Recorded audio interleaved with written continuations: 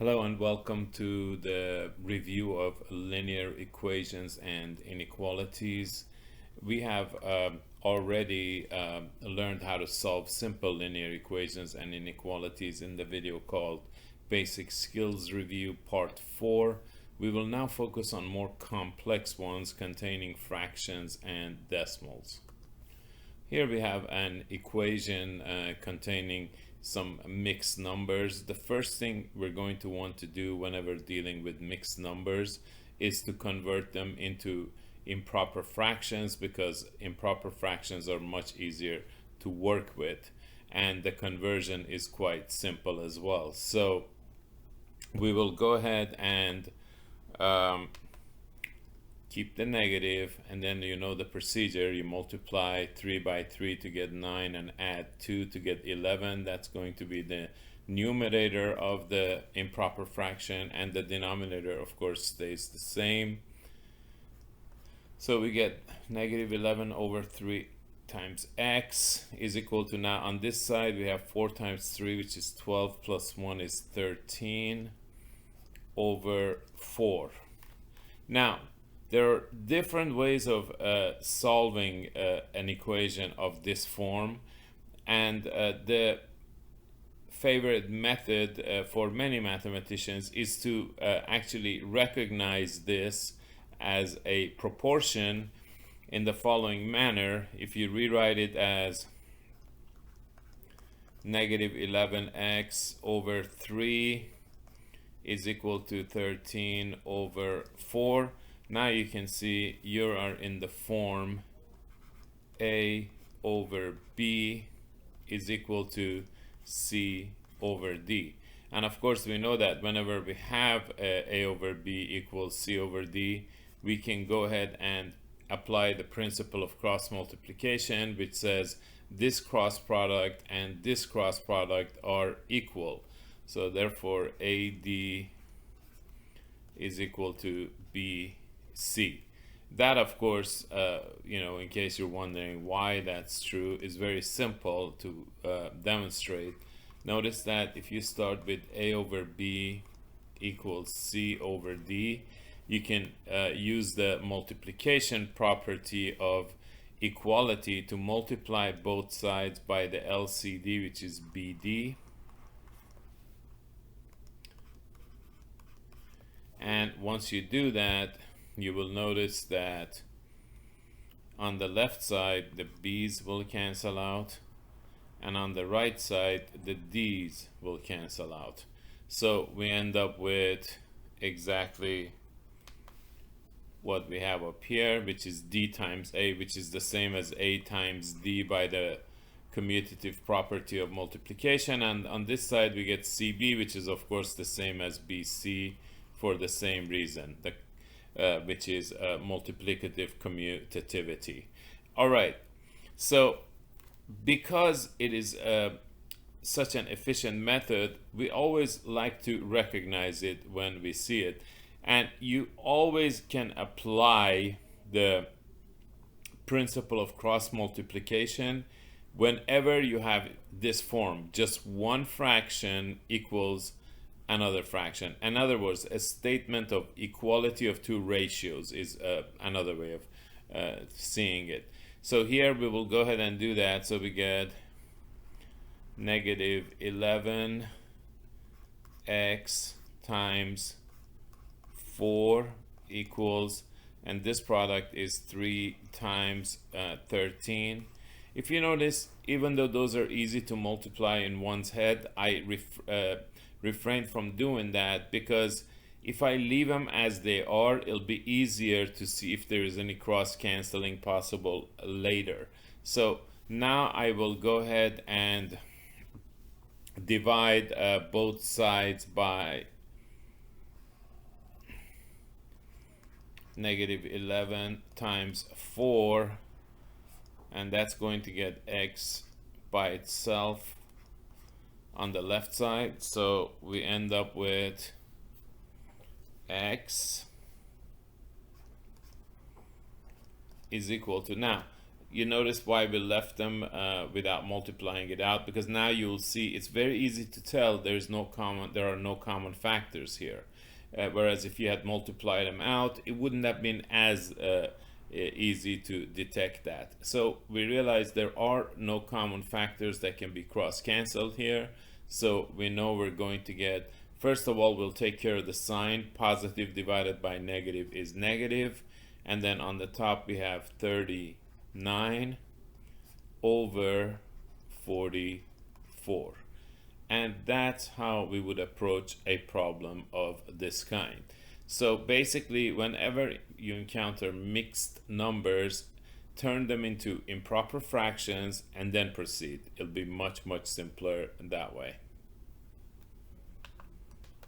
All right, so here we have another example that, as you can see, is composed of one fraction being equal to just one other fraction. So this is a perfect candidate, again, for our principle of cross multiplication, which of course indicates that if A over B equals C over D, that implies that the cross products are equal. AD equals BC. So notice here we're going to apply that. So we're going to get 3 times 5x minus 3 equals 7 times 3x minus 4. So now we go ahead and distribute on both sides to simplify. Remember, the standard procedure for solving linear equations is very simple. It's as simple as 1, 2, 3. The first thing is simplify. By that we mean, of course, the expressions on both sides. As you know, it's only expressions that you simplify. Equations you actually solve. So when we say simplify, we mean simplify these two expressions on the two sides. Whereas in this case, we cross multiply to get this equation. So now we're going to be simplifying these two expressions. And then once we've simplified both sides, we're going to separate. And we mean by that, of course, separate the variable terms from the constant terms. And finally, we're ready to go ahead and solve, okay? Usually by applying either the multiplication property or the division property in this last step. All right, so let's go ahead and distribute. So we end up with 15x minus 9 equals 21x minus 28. Now we're going to go ahead and see if there's any more simplification that's possible, and there isn't. There are no like terms on either side, so we can go ahead and separate. So we will do that by either moving the x's to the left side or the right side. Now with equations, the recommended option is to go where the larger coefficient is. That way you don't end up with a negative coefficient in the next step. It's not a big deal if you do, and this is not in any way a mandatory thing to do. It's just a recommendation. So if we do that, that means we're going to keep the 21x here, and we're going to move the 15x over by subtracting 15x from both sides. Remember, change sides, change signs. You can always move a term in an equation from one side to the other side, but you would need to change its sign. This is basically because you're just adding the opposite to both sides. And on this side, the negative 9 is staying, so there's no need to change its sign, but this negative 28 is going to move over here. So by adding 28 to both sides, we're going to get plus 28. Notice that we moved the negative 28 from the right to the left side, and the sign changed to positive. Anytime you move a term from one side to the other, its sign changes. That's called the shortcut, which we know as change sides, change signs. Okay, so now we're going to take care of this operation here. Negative 9 plus 28, of course, is 19. And on this side we have 6x. As with any problem that I ever do on any video for you, you should always try the problem on your own first, or at any point where you feel like, okay, I wasn't sure what to do at first, but I got it from here on. Then at that point you pause the video, you finish the problem on your own, then you come back to the video. That's the most effective approach. So now we divide both sides by 6. Remember, always by the coefficient of x, and we end up with x equals 19 over 6. And that's how you would approach that problem. Of course, anytime that time permits, you can go ahead and check your answer by plugging into the original equation. And if calculators are allowed, for example, that can also, in the interest of saving time, say on a test situation or something like that, that's the very least you should do. Plug it into a calculator, see if it works out. The way you do it, just to show you, is you plug that in for x on the left side. So let me just demonstrate for you. All right, so here we're going to carefully plug in. So I'll start with a fraction line. That'll make it easier for me to type this in. And now I get 5 and times 19 over 6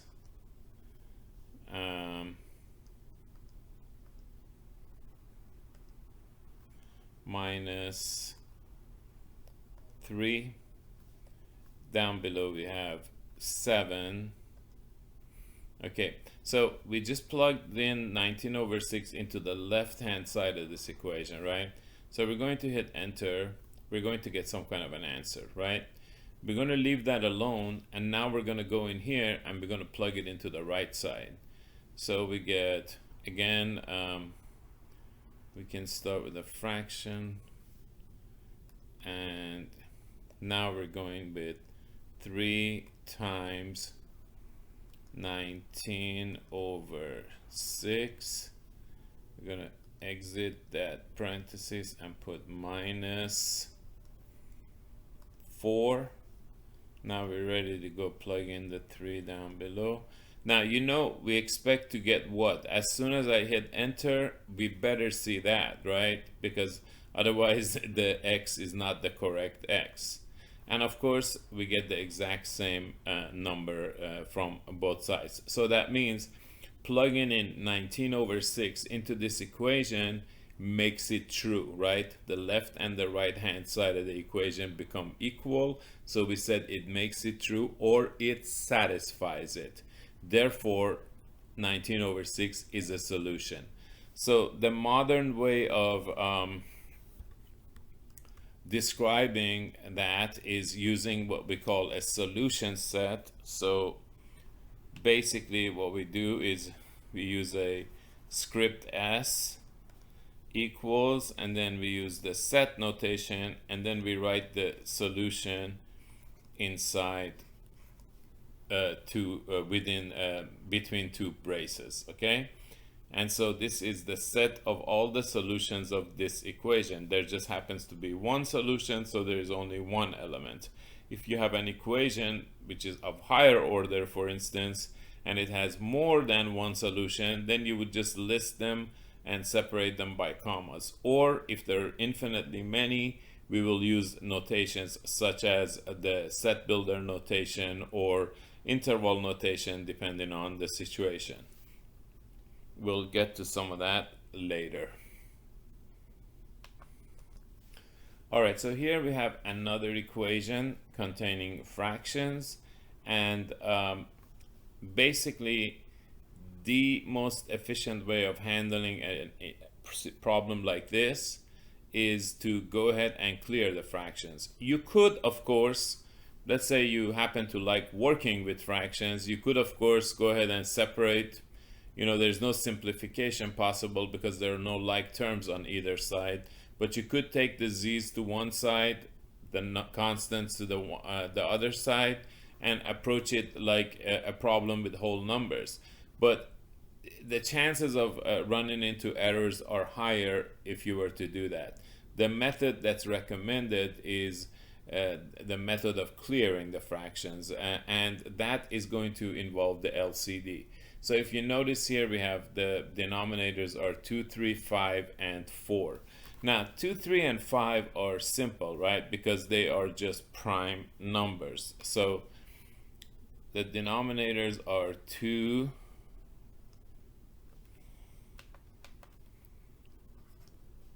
3, 5, and with this one I'm going to write the prime factorization. Remember, we can write the number, draw a line, and then on the left side we'll put the smallest prime that goes into it. For 4, of course, that's 2. 4 divided by 2 is 2. We write the answer here. We repeat that again, 2, 1. So we know that instead of 4 we can put 2 squared. Now if you write each of the denominators in this format, meaning in prime factored format, then the procedure for finding the LCD is very simple. You're going to multiply the highest power of all factors, and that's going to give you the LCD, and that's going to be the smallest number that will be the number that all of these denominators will go into. So it'll basically be the LCM, or the least common multiple, of all these denominators. So in this case, notice for the factor 2, the highest power that we see is the 2 squared. So we're going to take that. For the factor 3, the highest power we see is just 3 itself. For the factor 5, it's just 5 itself.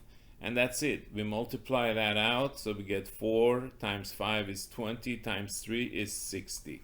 So there is our LCD.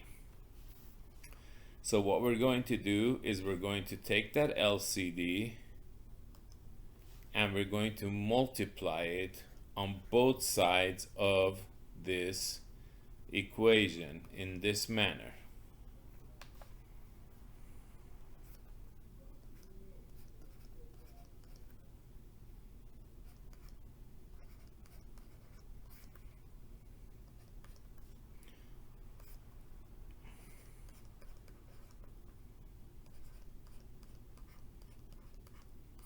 Just like that, okay?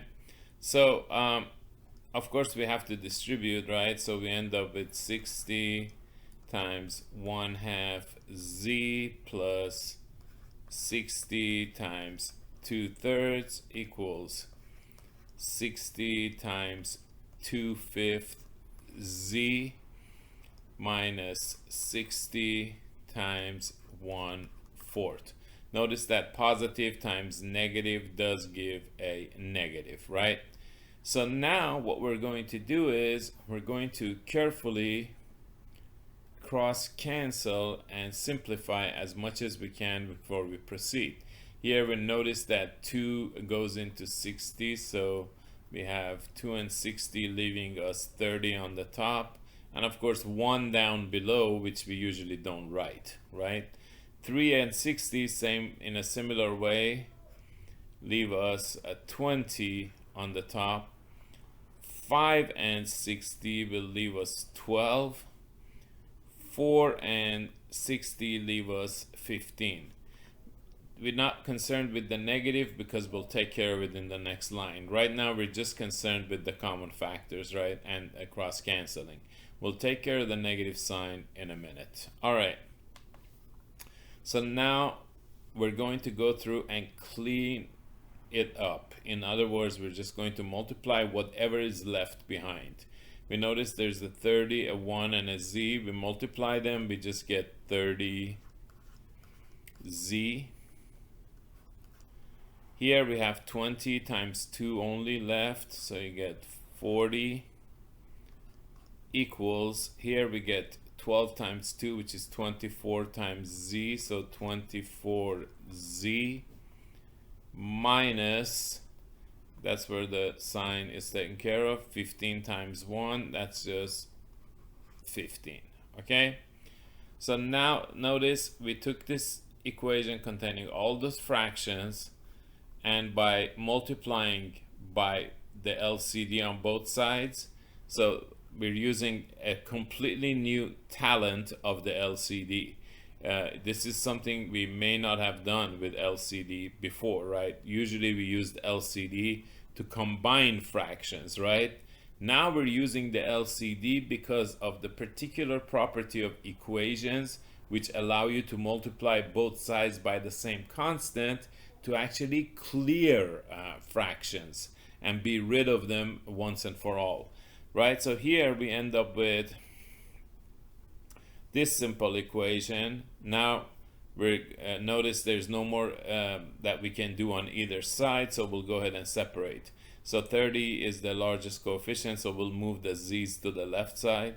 So we get 30z minus 24z is equal to negative 15 minus 40. So we end up with 6z is equal to negative 55. So z is going to be negative 55 over 6. All right, so again, the very least amount of checking that you should do is using a calculator to do so. Now, preferably if you have time, it's fantastic practice to actually plug in the z and work it out, you know, by hand. However, if I were to do that here, our videos would never end. So let me go ahead and at least demonstrate on a calculator for you. So here we will just go ahead and bring back our calculator. Let me bring it and put it here.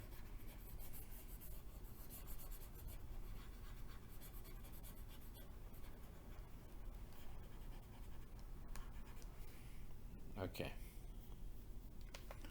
All right, so we're going to plug in negative 55 over 6, which we of course noticed cannot be reduced any further either. 55 and 6 don't have any common factor other than 1. That means they're relatively prime. That's what we call when two whole numbers or integers, well, whole numbers mainly, because integers will always have that negative 1 anyway, right? So when two whole numbers have no common factor other than 1, we say they're relatively prime. Notice that neither one needs to be prime for two numbers to be relatively prime. It's just that they have no common factor other than 1.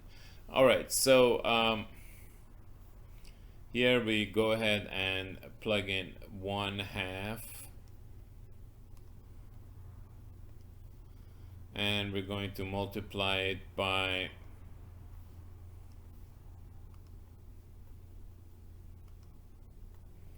actually, let me see if I can get rid of that first, right? All right, so we're going to multiply it by negative 55 over 6, and we're going to now add, remember we're just substituting in here, so plus 2/3. Now we're going to hit enter. So there's the number that we get. Now we're going to substitute negative 55 over 6 on the right side as well for z, and hopefully we'll get the same number. Otherwise we'll need to go check to see what happened, right? So 2/5 fifth, and we're going to multiply that by negative 55 over 6, and then we're going to go ahead and go minus 1/4. And once we hit enter, we expect to get exactly that number, right? And we do. Okay, so that means we've done it correctly. That means negative 55 over 6 is indeed the solution to this equation. All right, so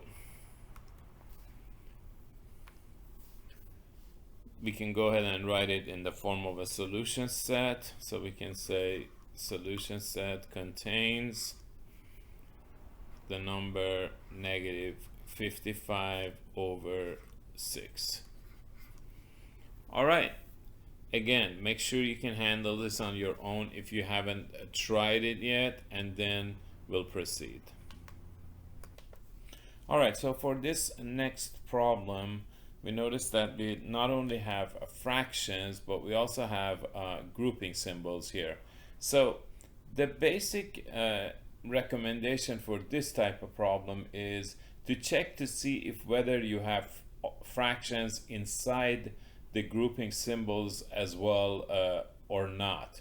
Because if you do not, then the suggestion, such as in this case, the suggestion is to clear the fractions first and then distribute, okay? Whereas if we had some fractions inside the grouping symbols, we would have distributed first and then cleared so that we don't end up clearing twice. So that's the rationale behind that. So in this case, what we will do is we'll go ahead and figure out the LCD, which is of course extremely simple here. The LCD is just 10. So we're going to go ahead and multiply both sides by 10, which I'll just do here to save some time. Now, notice that we can cross cancel and simplify, and we end up with 2 and 10, leaving us 5, and 5 and 10, leaving us 2. So we can now write the simplified equation, which is 5 times 2u minus 3 equals, notice 2 times 3 is 6, so 6 times 4u minus 5, okay, which is much easier to deal with. See, no fractions left, so we can just deal with a bunch of integers. So now we'll go ahead and proceed with multiplying and distributing. So we end up with, again, if you think you got the rest, pause the video, go do it on your own. So 10u minus 15, of course always come back to check, see, make sure you did it correctly. So we get 24u minus 30, okay? So at this point, we're going to go ahead and separate. Here's the larger coefficient. I'll go ahead and move the u's to that side. So I get 24u. We'll move the 10u over, so it becomes minus 10u. On this side, the negative 15 stays. We'll bring negative 30 to the other side, and it'll turn into positive 30 because, of course, we're adding positive 30 to both sides. All right. So on this side, we end up with 15. And on that side, we end up with 14u. So we go ahead and divide both sides by 14 now, so that we can get u isolated, and we are pretty much done. So we end up with u equals 15 over 14. All right, so make sure that you can do that on your own, and I recommend that you pause the video and test it out, see if it's correct or not. I can't do that for every problem because the videos will get too long. So make sure you pause it and at least check it using a calculator before you proceed. To save us some time, I went ahead and did it so that I could just demonstrate to you. Notice when you plug in 15 over 14 for you on this side as well as on that side, we end up with the same result. So it is indeed correct. So we can just write the solution set as solution set. Notice you don't put the variable inside the solution set. You just put the numerical value of the solution, just like that, 15 over 4. And that's all we have to do. Okay, so notice with this equation containing fractions, we do have fractions inside the grouping symbol. So what we're going to do is on this side only, because I mean there's not much to do here, right? But on this side we're going to go ahead and distribute before we clear fractions. All right, that way we only end up clearing fractions one time. So 1/2 times 1/5 x, so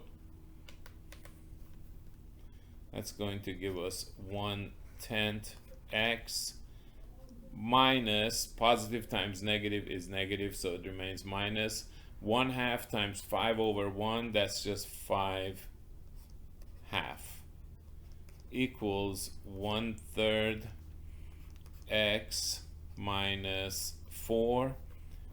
And now we can go ahead and find the LCD. Notice we can write 10 as 2 times 5 if we do the prime factorization, right? 10, what's the smallest prime that goes into it? 2. What do you get when you divide? 5. What's the smallest prime that goes into 5, which is a prime number? That's a no-brainer, itself. The only prime number that goes into a prime number is itself. And then we have 1, and so 2 times 5. And then we have 2, and then we have 3. So those are the fractions, denominator is that we need to find an LCD for. Now we run through the procedure, right? Remember, multiply. Make sure everything is written in prime factored form. Once you've done that, it's easy. Multiply the highest power of all factors that you see. So what's the highest power of 2 that you see in this bunch? It's just 2 itself, right? So even though there's 2 of them, you don't need both. You just need to take the highest power once, and that's 2 to the 1. For 3, notice it's just 3 itself. And for 5, it's also just the first power, 5. So when you multiply, you get 2 times 3 is 6 times 5 is 30.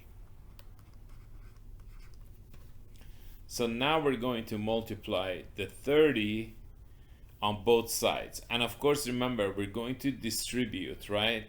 So we can save some time by making sure that we multiply that 30 by each term. So because remember, we're going to be distributing, so we can save us a little bit of writing time by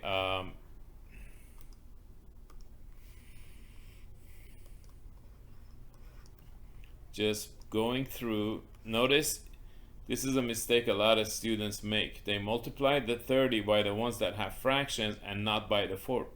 You have to distribute, so it gets hit by the 30 as well, the -4. All right, so now we'll go through and we will cross cancel as much as we can. 10 and 30 leave us 3 on the top.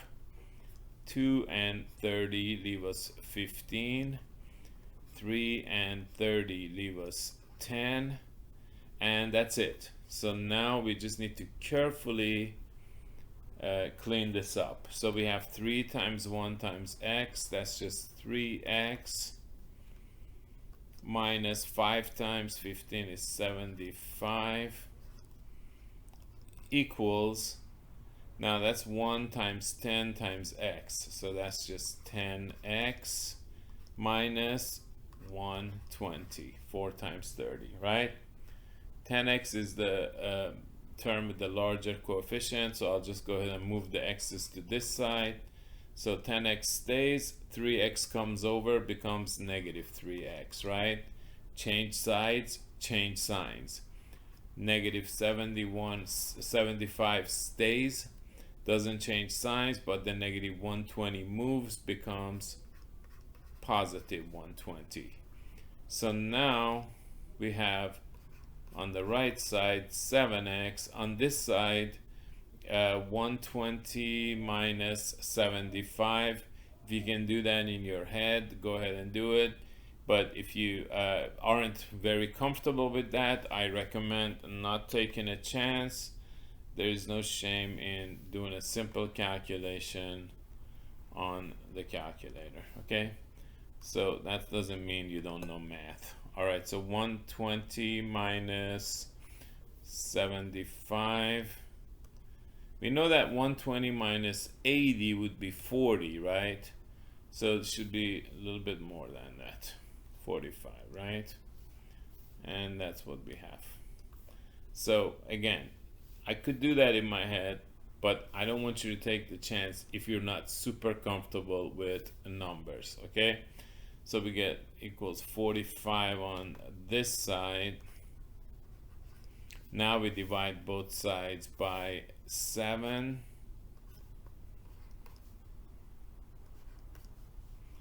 And we end up with x equals 45 over 7. Again, make sure that you plug that in to make sure that it works. In fact, I want you to pause the video, go do that, and I'll also do it in the intermission that we take, and then we'll compare our answers. How's that? That way we'll save some video time as well. All right, so welcome back. I'm sure that if you plugged it in correctly, you did realize that both sides, once you plug in 45 over 7 for x, do end up giving you the same result. In other words, 45 over 7 does satisfy this equation, and we basically can go ahead and write up our solution set as the set containing 45 over 7. And that's that. So you see, quite straightforward. Just remember, if you have no fractions inside the grouping symbols, you should go ahead and clear first, then distribute.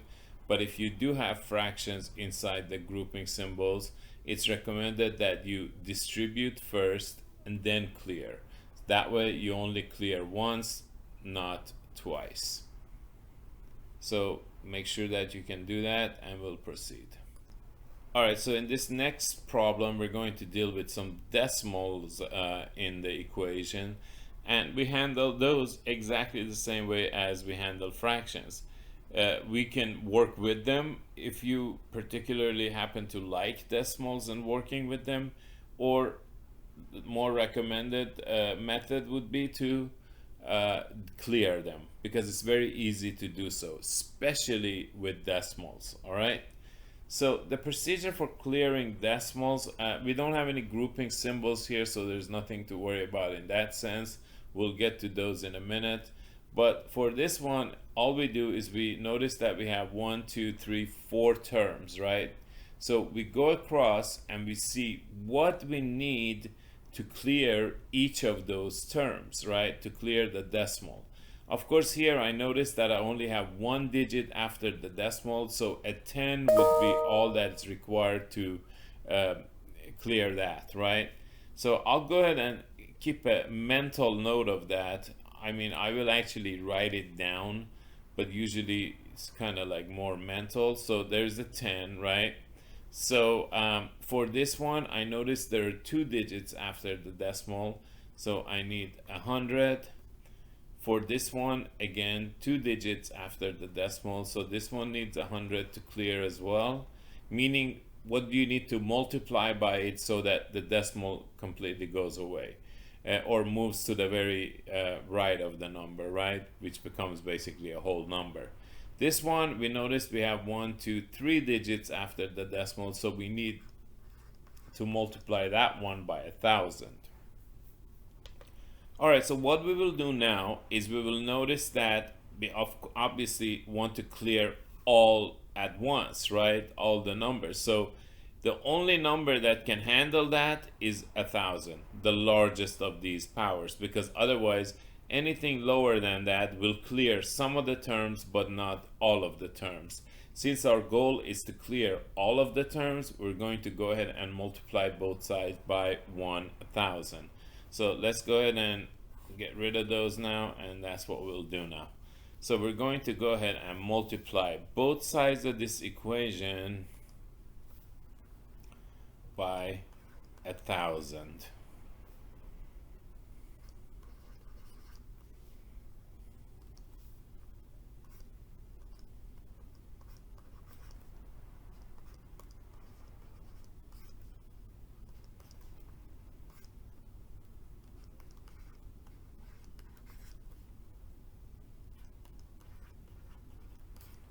All right, notice that when we go ahead and do that, now be very careful when you multiply these powers of 10. It's super simple, just pay attention. Notice multiplying by 1,000 is going to move the decimal 3 places. You go 1 place and you run out. So what do? You add zeros. So 1,000 times 0.1 is going to give you 100. Well, we have a negative, so that's negative 100y. 1,000 times 0.03, so when you go 1, 2, you run out, you need 1 more 0, so plus 30 equals, on this side, 1,000 times 0.05 is going to give you 50, but there's a negative, so negative 50y, and then positive times negative is negative, and then 1,000 times 0.002 is going to move the decimal 1, 2, 3, so we end up with just 2.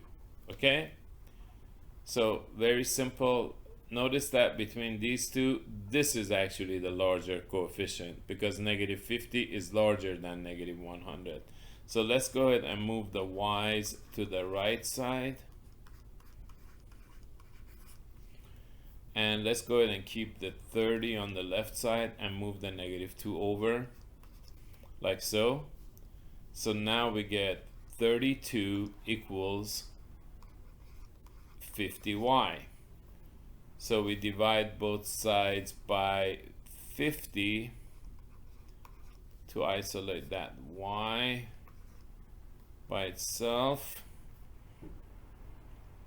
and we end up with y equals 32 over 50.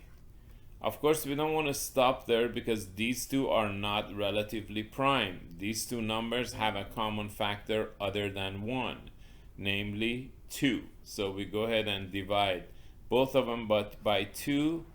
So we end up with 16 over 25.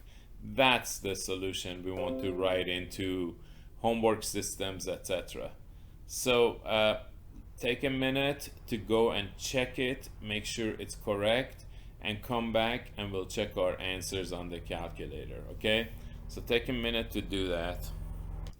All right, welcome back. So if you carefully just substitute 16 over 25 for y on the left side, and then on the right side, you'll notice that in both cases you'll end up with the same number. So in other words, substituting 16 over 25 for y makes this equation true, because you get negative 0.034 equals negative 0.34, which is a true statement, in fact an identity. Therefore this is a solution of that equation. What happened here? Here we go. All right, so so now we'll go ahead and write our solution set with confidence because we've checked it.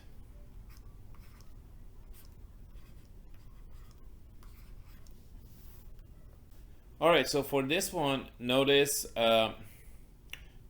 we do have grouping symbols, but we don't have any decimals inside those grouping symbols, right?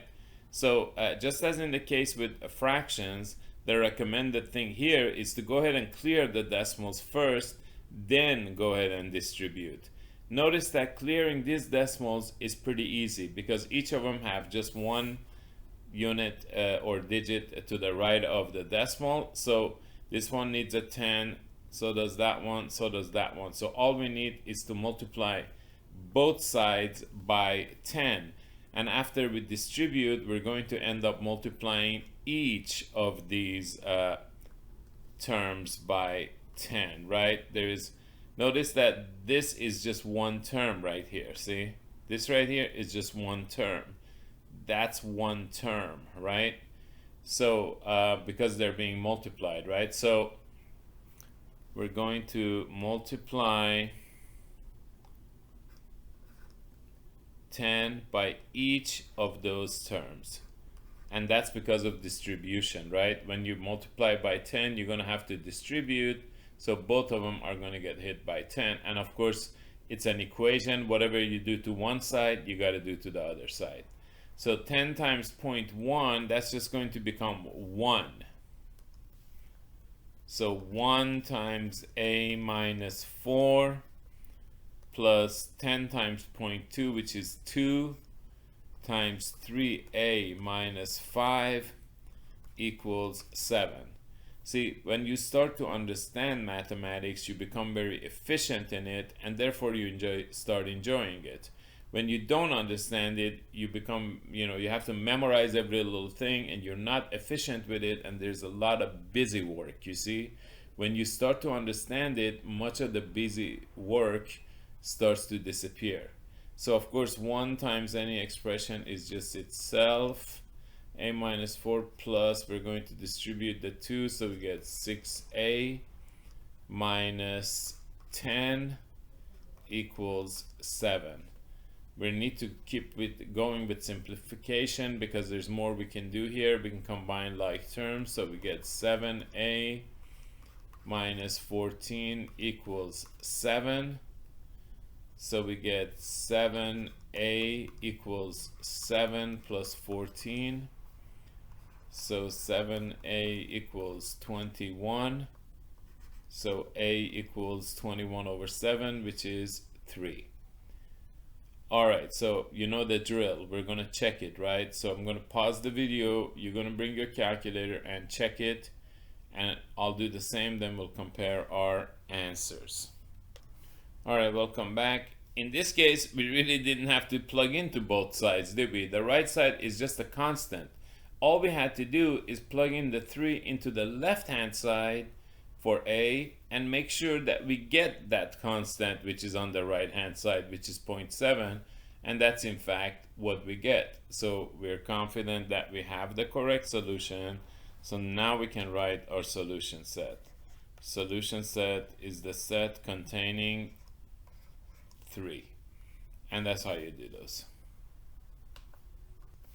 All right, so believe it or not, we have arrived at the last problem of the video, and here notice we do have grouping symbols and we do have decimals within those grouping symbols. So what we're going to do first is we're going to go ahead and distribute first, then we'll clear, because otherwise we'd end up clearing twice, right? Which is not very efficient. So let's go ahead and be very careful when we multiply decimals like that, all right? Because 0.3 times 0.1, a lot of people make the mistake of thinking, oh, we just multiplied the 3 and the 1, so it's just 0.3. Whereas, of course, you know that's 3 over 10 times 1 over 10. So you actually get 3 over 100, which is actually 0.03, right? So be very, very careful with that. All right. So again, when in doubt, it doesn't matter if you do this simple basic stuff on the calculator just to be sure. So 0.3 times 0.1. I mean, this is material you really should have gotten in your arithmetic class. At this point, we're more interested in more complex concepts, so you can always go review that if you need to, but we do need to move forward with mathematics, right? So here, notice that we're going to get 0.03x, right? As I demonstrated here, and as you can verify here, plus, now we're going to multiply 0.3 by 7. So we get 2.1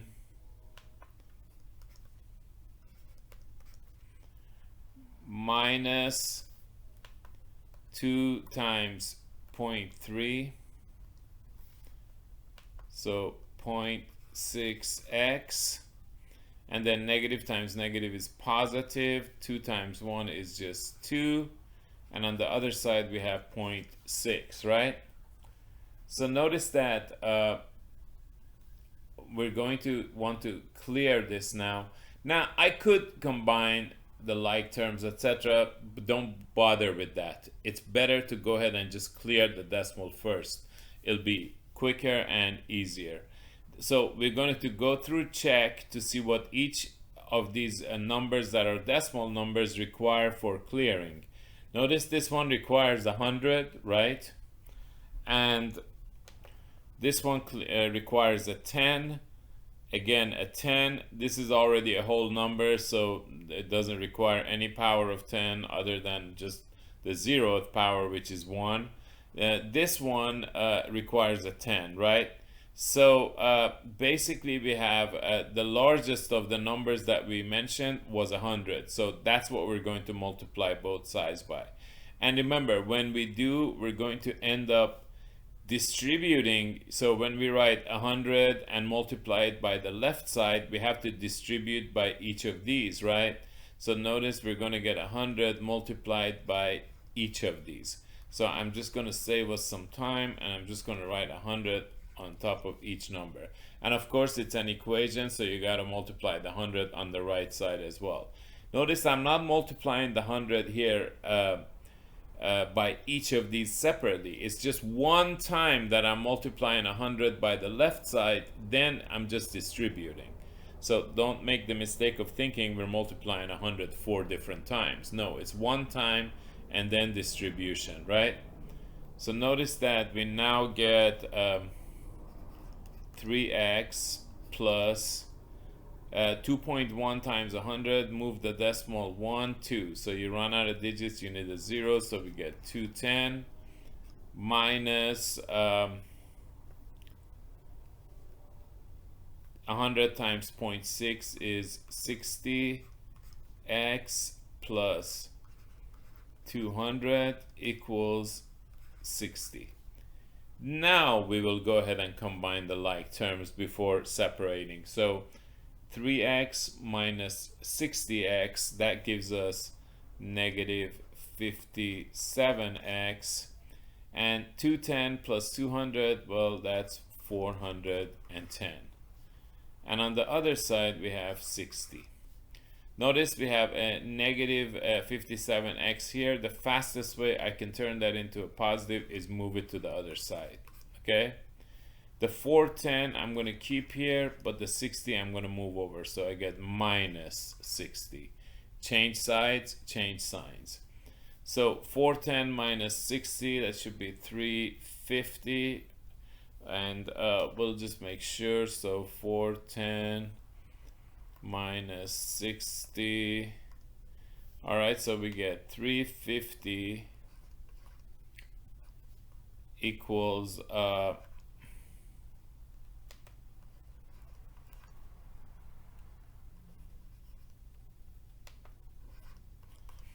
57x. So we get divide both sides by 57 and we get x equals 350 over 57.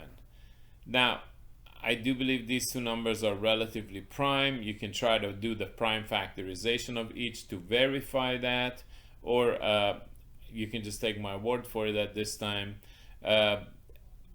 But notice that we do need to check. So we're going to go ahead and pause the video again and go through the drill, right?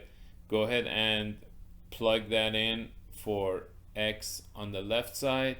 Again, it's one of those where you don't really need to plug it into the right side. That's a constant. So you're just going to plug this in to the left side wherever you see x, and make sure that that operation will end up with 0.6. Go ahead and do that and then come back.